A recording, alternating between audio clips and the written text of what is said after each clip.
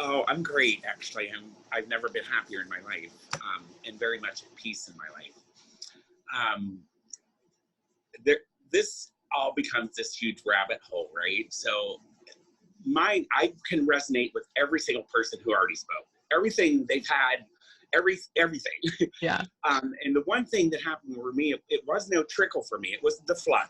It was just like everything, just like was like this huge wake up moment for me of my thoughts, and that just that sentence that we are not our thoughts was life changing for me.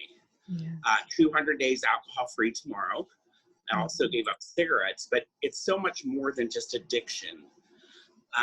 My relationship with my mother, I think you're aware of that, and just how human we are. And I think I told you about the experience about my puppy and my mom, and just like having a breakdown in the moment, but really wanting to feel it because it was important to feel it. But knowing also that all those thoughts that precipitate that feeling or emotion that you have are just thoughts, and they're not, you don't have to own them. You know what I mean? They're just something that keeps coming up constantly. And you have so many metaphors and analogies that, our thoughts, it's only when we grab onto the thought that makes it difficult. Letting go is easier than holding on to a thought, if that makes sense. Yeah. So when my big discovery, and it keeps growing, it keeps expanding, because when you open now mind you, I was 40 years into a terrible alcohol problem. I died twice on the operating room table. I've been through just enormous things. But all of it was to bring me to where I am today. And the insights, life still goes on. I still have to deal with my mom every day and all that stuff. But the way of looking at it is, I noticed in the forum and during the school and everything, I read the book twice already, your wonderful book, and I'm doing Being Human now. But I found you in the alcohol experiment. You were in the first week with Annie Grace. Mm-hmm. And from the moment you spoke, it just right there, I was like, okay, this doctor resonates with me about something that I've been searching for my whole life. And it's peace and calmness. And that's where all the insight started coming up for me, is when I just relax, slow down, and let life happen. Just let it be. Yeah, I love that.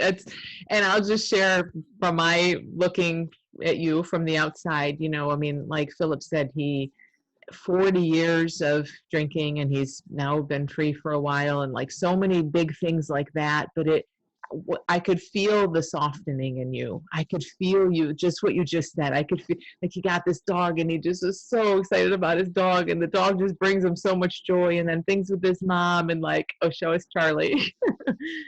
Hey, Charlie. He's gotten very big. There was such a a childlike, wonder coming up through you and through many people as we wake up to who we really are beyond all the thinking.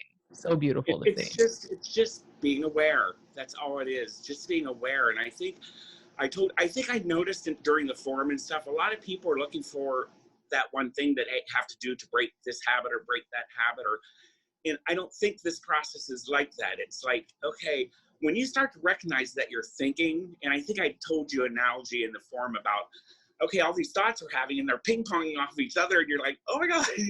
But in that, it's when you really kind of, eventually when you talk about the snow globe and all the flakes, eventually it all has to calm down. It's the way the body and the brain works. Yeah.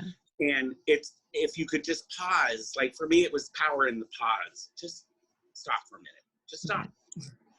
In all those sentences, and like I said, you so beautifully put it in so many of your writings, and I still catch you every Monday, hopefully, and every time you come on, I'm like, yay, it's going to be a great day, But and I think that what people don't realize is that life still happens. Bad things are still going to happen, but it gives you a different view of why things happen, or in relating to a habit. how I correlated that, the whole story of how this came about was the triggers are just a thought. And I think that's what people were missing in the school and stuff. It's like, okay, how do I apply this thought? How do I apply this in everyday life? So when that thought arises, if you just wait, it's only going to last a few seconds and then it's gone. Yeah. It's when we pick the rock up in the river that and focus on it, is then it becomes a part of our experience then. Yeah, I love that. We just start to feel everything flow more easily, and yes, it's. I have so never much. been more at peace in my life, and even on hard days, I had to go like my normal day this morning, go see my mom, give her food, and she can't remember anything, and this hurts and that hurts, and I'm like, it's it's okay, everything's okay. Yeah. Oh. And before, our relationship was so volatile, and because in cognitive decline, she doesn't realize her reality. It was me seeing her reality that made the change in our relationship. Yeah.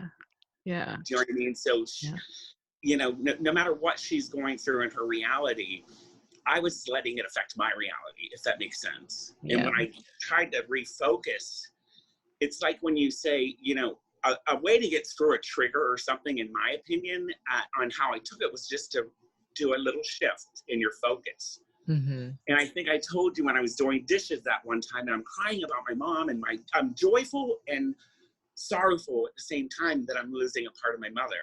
Yeah. But in that experience, I'm like, okay, I'm just going to wash the dishes in the warmth of the water, and just refocused all that thought into what I was doing at the moment. And that's what has gotten me. But I have to tell you, I'm a baby at this. This is just the last fall class that I took. Yeah. But there are people in my immediate family who think I'm a know-it-all. I'm a baby. I humbly say all of this. But my mother sees it hugely because we spend so much time together. And she's like, what is going on? It's just like, you choose your happiness. Yeah.